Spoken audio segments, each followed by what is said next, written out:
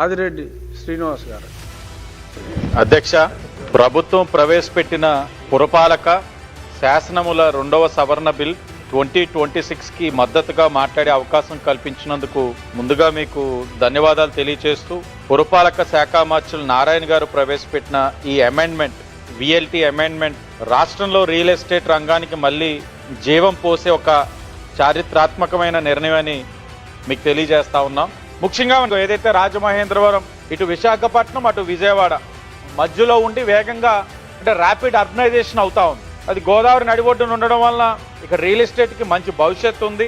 ఈ VLT మినహాయింపుల వలన రాజమహేంద్రవరంలో అలాగే సిటీస్ కానీ ఇవన్నీ కూడా కార్పొరేషన్స్, మున్సిపాలిటీస్ నిర్మాణాలు పెరిగి నగర రూపురేఖలు ఒకటి మారడానికి అన్ని విధాలుగా కూడా అవకాశం ఉంటుందని కూడా ఆశిస్తూ, అధ్యక్ష, ఈ సవరణ వాస్తవానికి 2019లోనే మన తెలుగుదేశం ప్రభుత్వం ఆలోచన చేసిన నిబంధన. కానీ దురదృష్టవశాత్తు గత 5 ఏళ్ల వైసీపీ ప్రభుత్వం దీనిని పూర్తిగా పక్కన పెట్టింది. రాష్ట్రంలో కన్స్ట్రక్షన్ మరియు రియల్ ఎస్టేట్ రంగాలకి ఏ విధంగా కుప్పకూలిపోయినాయి అన్నది మనందరం కూడా చూస్తున్నాం. భవన నిర్మాణ కాలంలో ఖాళీ స్థలం పన్ను పూర్తి స్థాయిలో విధించడం వల్ల బిల్డర్లు మరియు డెవలపర్లపై తీవ్రమైన ఆర్థిక భారం పడింది. ఇది పట్టణ భూముల అభివృద్ధిని నిరుత్సాహపరచడమే కాకుండా స్థిరాస్తి రంగం పైన కూడా ప్రభావాన్ని చూపిస్తా ఉంది. ఇప్పుడు మన కూటమి ప్రభుత్వం తీసుకున్న ఈ నిర్ణయం ప్రకారం భవన నిర్మాణానికి అనుమతి పొందిన తేదీ నుంచి పనులు పూర్తయ్యే వరకు ఖాళీ స్థలాల పన్నులో 50%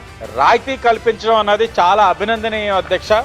ఇది డెవలపర్లకి గొప్ప ఊరటనిస్తుంది. అధ్యక్ష, ఈరోజు రాష్ట్రంలో వ్యాపారవేత్తలు కానివ్వండి, క్రెడై కానివ్వండి, నెరెట్కో కానివ్వండి, అలాంటి అనేకమైన సంస్థలు, ప్రతినిధులు కూటమి యొక్క పనితీరు పైన చాలా సంతృప్తిగా ఉన్నారు.